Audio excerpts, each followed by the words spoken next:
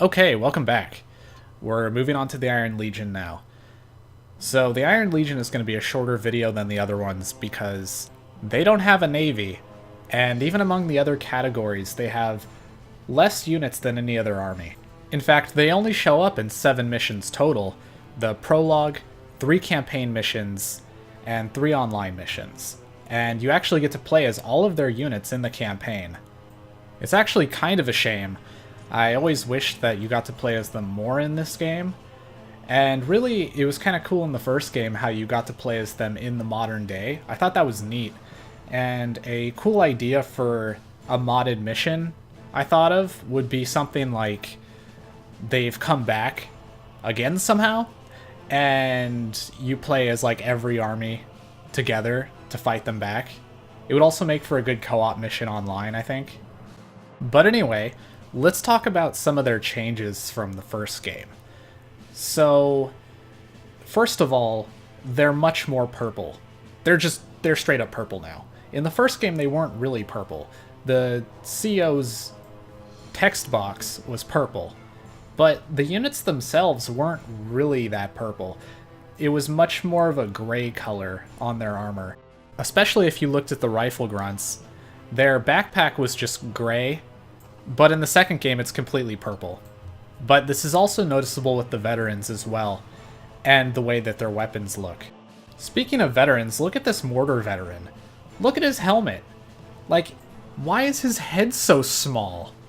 I don't even know what they were thinking with that guy. He looks like an idiot. The other new units look okay though, like the assault vet and the anti-air vet. But again, similarly to the Solar Empire and changes that were made to other armies, I don't really mind the changes. I think it's okay, and purple suits them pretty well. What bothers me a lot more than the changes to their colors is the way they changed the animations, which I think I've mentioned before, but I really don't like that.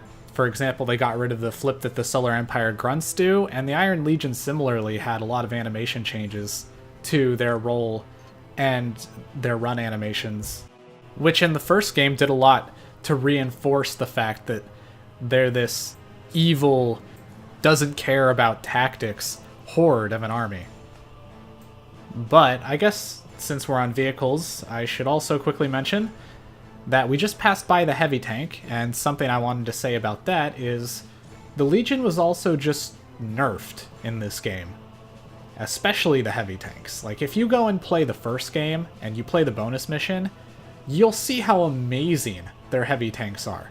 Their shots go so far, they travel faster than any other heavy tank in that game, and they do tons of damage. Which, if you compare it to how their heavy tanks feel in this game, not even close to as good. And it's most obvious in the first skirmish level where it's the Solar Empire versus the Legion, because in the first game the Legion heavy tanks would have torn the Solar Empire heavy tanks to shreds, no problem. Not just because the Legion heavy tanks were so much better than any of the others, but also because the Solar Empire heavy tanks were worse than the others. Their mobility was trash.